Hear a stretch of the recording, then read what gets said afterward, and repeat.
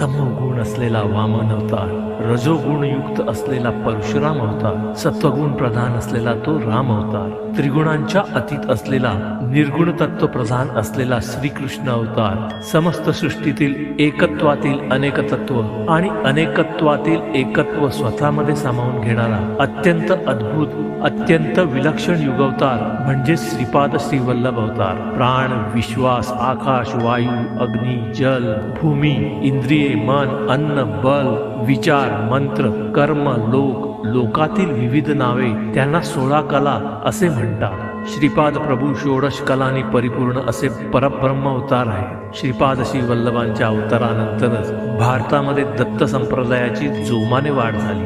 श्रीपाद श्री वल्लभ यांना मानणारी मोठी परंपरा आंध्र प्रदेशाबरोबरच कर्नाटक आणि महाराष्ट्र तसेच संपूर्ण भारतात पसरलेली आहे. ते केवळ ज्योती स्वरूप होते. ते संपूर्ण अखंड अनंत अद्वैत सच्चिदानंद घन असल्या कारणाने या अवतारात त्यांना गुरु अशी व्यक्ती नव्हती. पिठापूर येथे बालपण व 14 वर्ष कुरवपूर येथे त्यांनी तप केलं, म्हणून कुरवपूरला तपोभूमी व पिठापूरला जन्मभूमी असे संबोधतात. गुप्त झाल्यानंतर 3 वर्ष कुरवपूर येथे तेजोरूपात राहून त्यांनी शंकर भट्ट या श्रीपाद श्री वल्लभ चरित्रामृत ग्रंथाच्या लेखकाला मार्गदर्शन केले. आजही श्रीपाद श्री वल्लभ प्रभू तेजोरूपात वावरत असतात. इसवी सन 1350 साली त्यांनी गुप्त रूपामध्ये वावरण्याचा निर्णय घेतला.